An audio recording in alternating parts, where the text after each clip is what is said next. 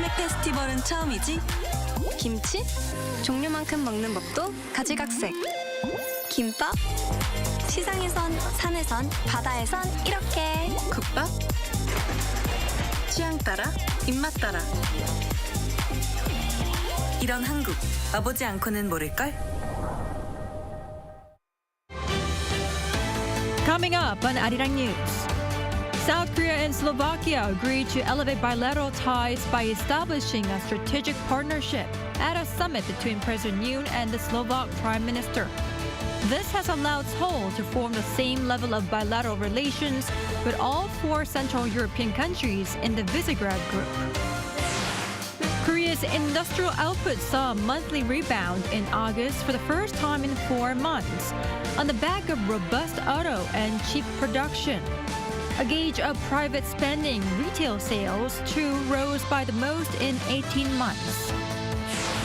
Even after the latest assassination of Hezbollah's longtime leader, the militant group vows to continue its fight against Israel and defend Palestinians during its first public address.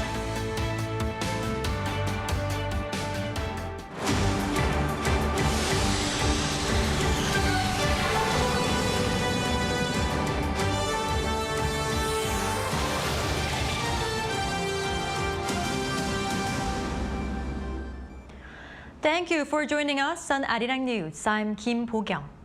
We begin with South Korea and Slovakia elevating their relationship to a new level after 3 decades of diplomatic ties. President Yoon hosted the visiting Slovak Prime Minister earlier today for cooperation on a wide range of areas, including nuclear power.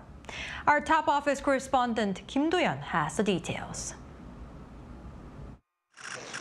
South Korea and the Slovak Republic have elevated their bilateral ties to a strategic partnership. This as President Yoon hosted Slovak Prime Minister Robert Fico on Monday at Yongsan Presidential Office as the two nations celebrate 30 years since the establishment of diplomatic ties.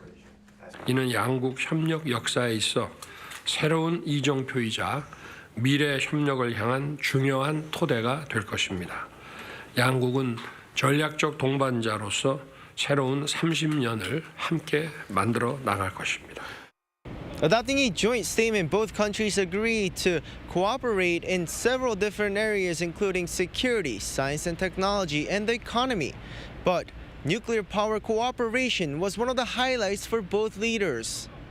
Thank you very much, Mr. President, that you positively reacted on the topic of cooperation in the field of nuclear energy. And I hope that we will continue this discussion and we will go into more details. Thank you very much. This summit comes just over a week after President Yoon visited Slovakia's close partner nation, the Czech Republic, where South Korean and Czech companies are finalizing a deal for the construction of 2 nuclear power reactors in Dukovany.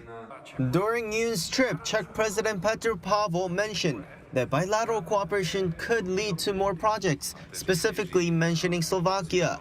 With that in mind, the Slovak Prime Minister's mention of nuclear power cooperation was notable, and in fact, the two leaders signed an MOU on comprehensive energy cooperation.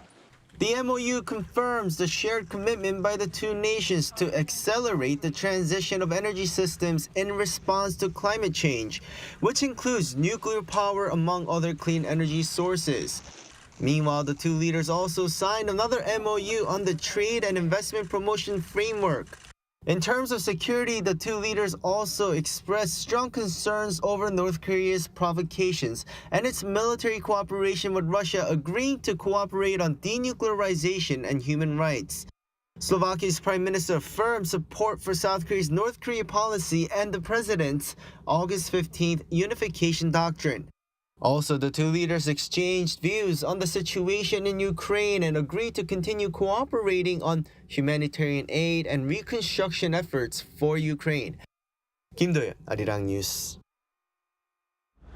The foreign ministers of South Korea and China sat down on the sidelines of the annual UN gathering in New York this past weekend and raised prospects of a summit between their leaders later this year. Our foreign affairs correspondent Bae Eun-ji reports.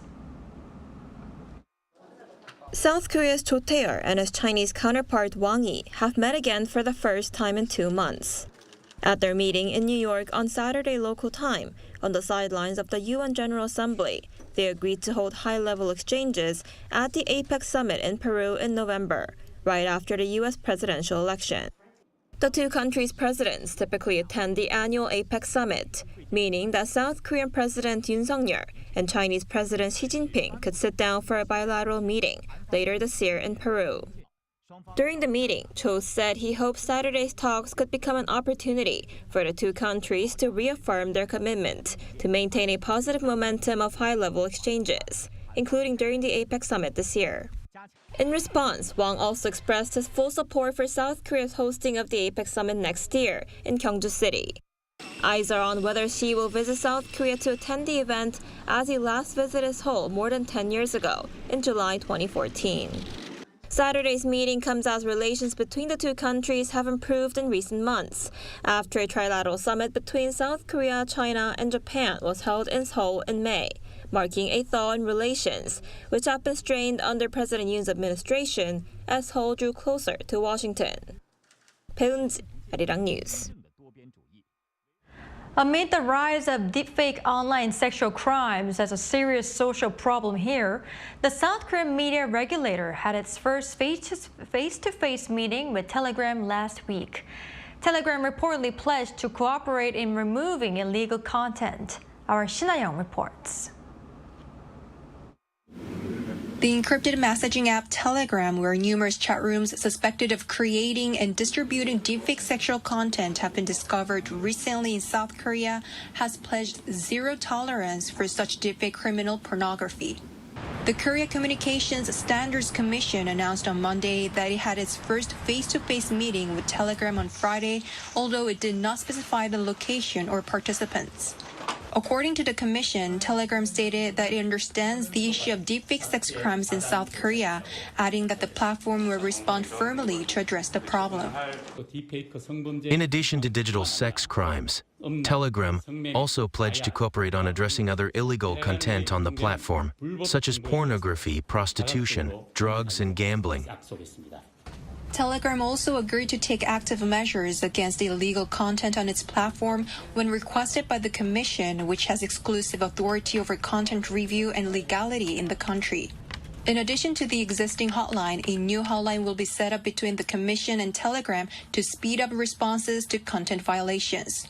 The KCSC possibly assessed the first meeting, expecting illegal content to be removed more swiftly. Meanwhile, the Ministry of Education reported on Monday that a total of 799 students from elementary to high school, along with 31 teachers, have fallen victim to deepfake videos this year. Shin-young, Arirang News. Meanwhile, the prosecution on Monday sought a 3-year sentence for the main opposition Democratic Party leader Lee Jae-myung for allegedly suborning a former mayoral secretary to provide a false testimony in the 2018 election law violation case involving him. At the final hearing of Lee's trial at the Seoul Central District Court, the prosecution said that Lee disrupted the judicial order by encouraging a false testimony to conceal his lies.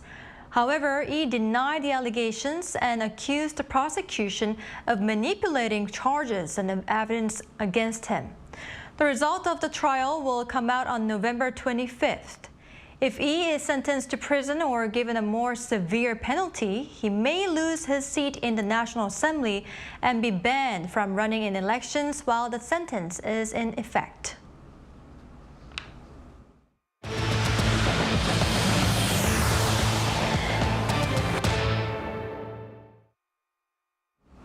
On the economic front, findings for the month of August show a rebound in industrial output affected by a rise in auto and semiconductor production. Retail sales also rose. Moon Hee-ryun covers the latest data. South Korea's industrial production rose for the first time in 4 months, reflecting a rise in consumption and booming auto and semiconductor industries. According to data from Statistics Korea on Monday, industrial production increased by 1.2% in August compared to the month before. This marks a turnaround after 3 consecutive months of decline, with falls seen in May, June, and July. The rebound was primarily driven by a 4.1% increase in manufacturing output, while production in sectors such as telecommunications and broadcasting equipment declined by more than 7%. The automotive sector saw a significant 22.7% increase, and semiconductors rose by 6%. The reason behind the large jump in auto production has been attributed to the base effect of low production the month before. Auto production in July was low due to labor strikes on auto parts companies and facility construction. The surge was high due to the resulting large base effect. The service sector also continued its upward trend, expanding 0.2% month-on-month for the 3rd consecutive month. Notably, industries closely linked to domestic demand such as accommodation and food services and wholesale and retail trade showed a marked increase. Retail sales, a key indicator of consumer spending, jumped 1.7%, marking the highest growth rate since February 2023. This follows a volatile pattern of decline in April and May, a rebound in June, and another dip in July. While sales of semi-durable goods like shoes and bags decreased by 0.9%, non-durable goods such as food and beverages and durable goods like passenger cars saw increases of 2.7% and 1.2% respectively. However, the data also revealed a slowdown in investment. Facility investment declined by 5.4% month-on-month, primarily due to decreases in investment in transportation equipment and machinery. Construction activities also contracted by 1.2%. 문혜련, Arirang News. The presence of self-employed workers in the country has shrunk to below 20% of the total workforce for the first time since data collection began. Lee Jae-myung with the details. The share of self-employed individuals in South Korea's workforce has fallen below the 20% level for the first time. According to Statistics Korea on Monday, based on monthly average figures from January to August this year, there were 5.6 million self-employed individuals. That's 19.7% of the total employed population, the first time that figure has dropped below 20% since related data was first collected in 1963. And these figures are unlikely to see much change with only a couple of months left in the year. The share of self-employed individuals has been seeing a downward trend since first recording 37.2% in 1963, and then falling below the 30% mark in 1989, and narrowly avoiding falling below 20% last year. This has led to the share of non-wage workers, which includes self-employed and people working their family business, falling to a record low of 22.8% this year, nearly one-third of the 68.5% recorded in 1963. The proportion of people working in their family business came to 3.1% out of the total employed this year. But the share of non-wage workers still remains relatively high compared to the rest of the OECD. Out of the 30 OECD nations, South Korea came in at 5th last year, behind Colombia, Mexico, Chile, and Costa Rica. The share of wage workers, on the other hand, came to 77.2%, a significant increase from the 31.5% in 1963. Lee Jae-myung, Arirang News. Hyundai Motor has achieved a historic milestone by producing its 100 millionth vehicle. This remarkable achievement comes 57 years after its founding in 1967, which is one of the shortest periods for any global automaker to achieve such a feat. In recent years, the South Korean auto giant has enjoyed global popularity with its electric vehicles such as the Ioniq 5, as well as its premium models.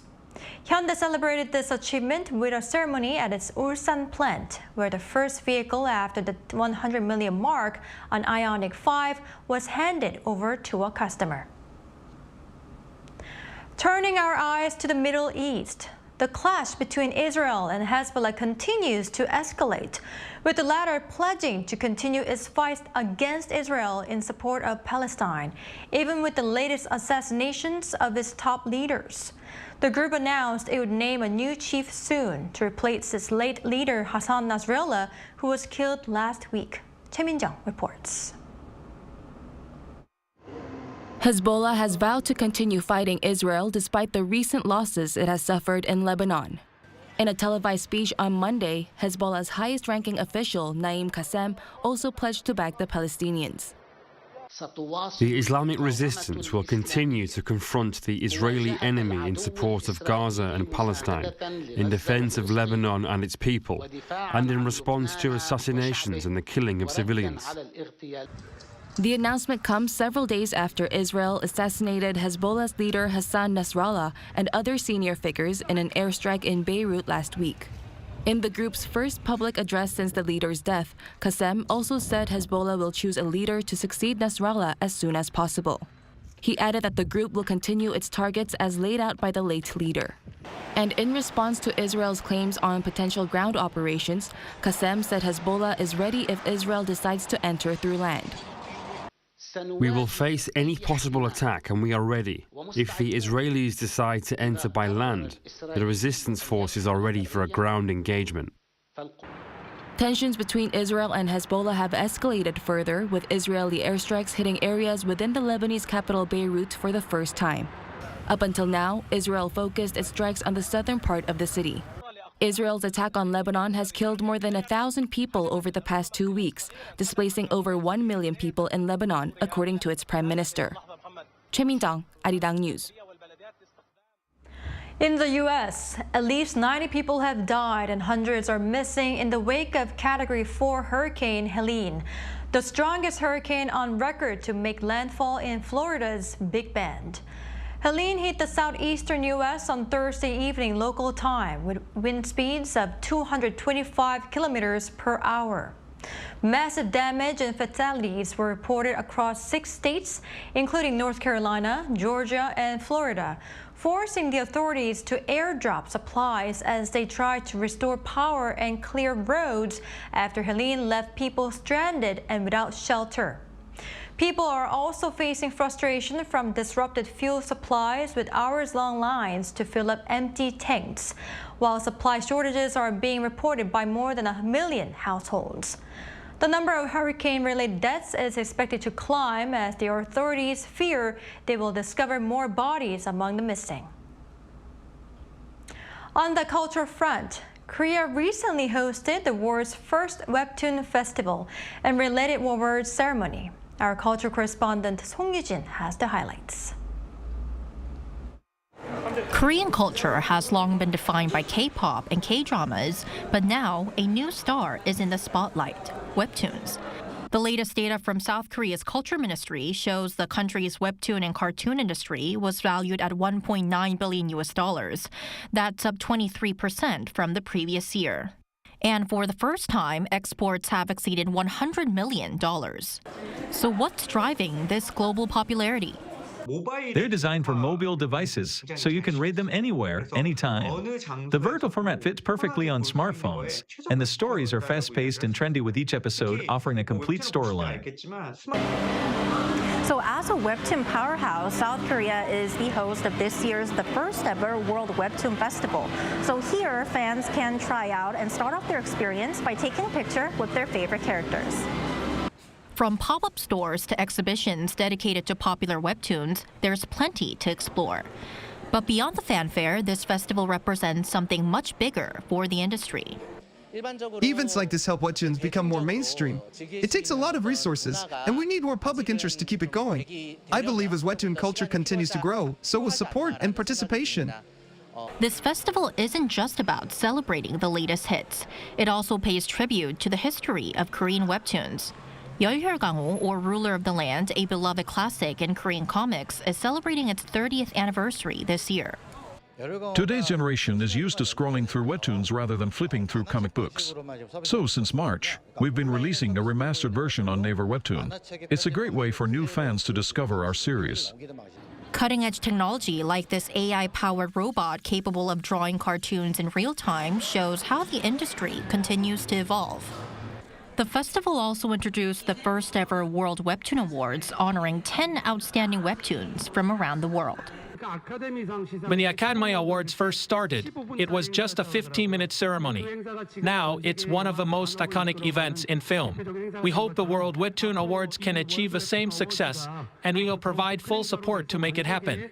With plans to make this an annual event, South Korea aims to expand its webtoon and cartoon market to over $3 billion in value and increase exports to $250 million by 2027.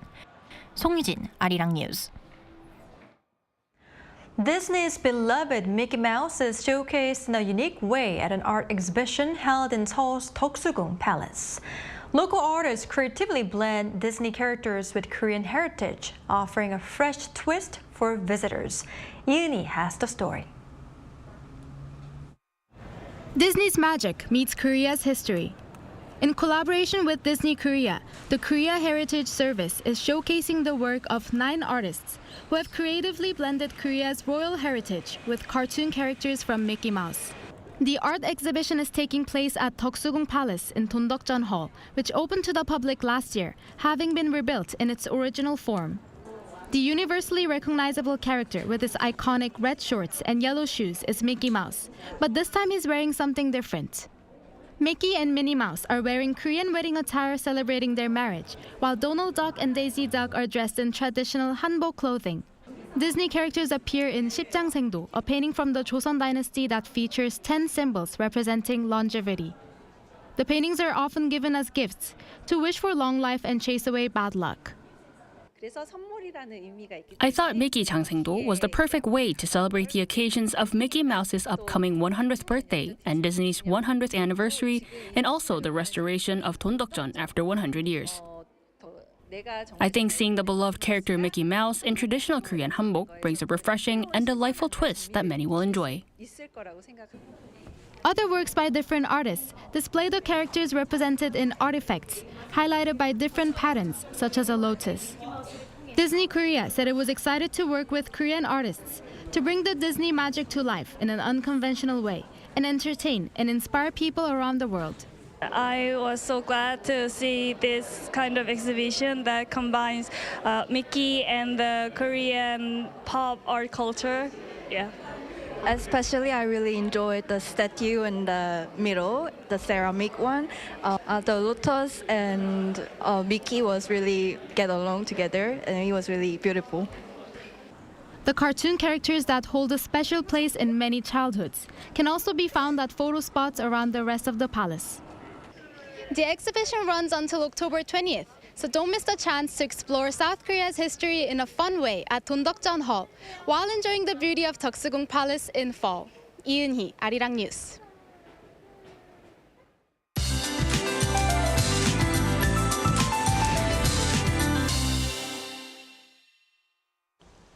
It will rain in most parts of the country tomorrow, and the temperature will drop sharply as the cold air comes down after the rain stops. Tomorrow's daily highs in Seoul will be 22 degrees, about 6 degrees lower than today, and it will be chilly because of strong winds. Rain will start early tomorrow morning from Incheon and northwestern Gyeonggi-do province, and it will mainly fall in the west in the morning. In the afternoon, the rain will gradually die down, but it will rain in Gyeongsang-do provinces and on Jeju Island, and rain will continue in these areas until Wednesday dawn. Tomorrow morning, the temperature is expected to be 20 degrees in Seoul and Busan, 18 in Gwangju and Daegu. Daytime temperatures will be mostly 5 degrees lower than today. It will rain in most parts of the country in the second half of the week, except the Seoul metropolitan area. That's all for Korea. Here are the weather conditions around the world.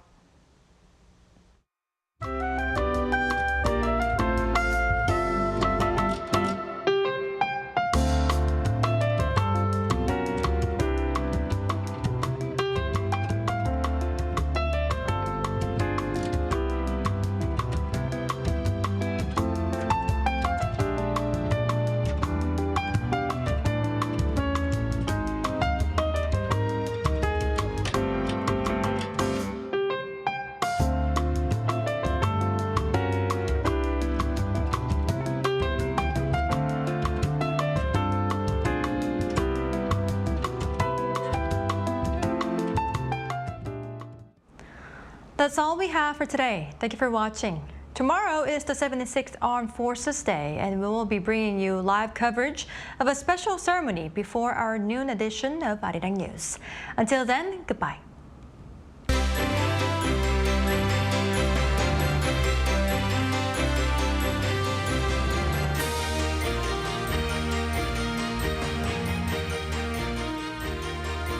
진짜 한국에선 어떻게 먹는지 알려줄까? K-바비큐? 신김치랑 먹어야지. 치킨? 치맥 페스티벌은 처음이지? 김치? 종류만큼 먹는 법도 가지각색. 김밥? 시장에선, 산에선, 바다에선 이렇게. 국밥? 취향 따라, 입맛 따라.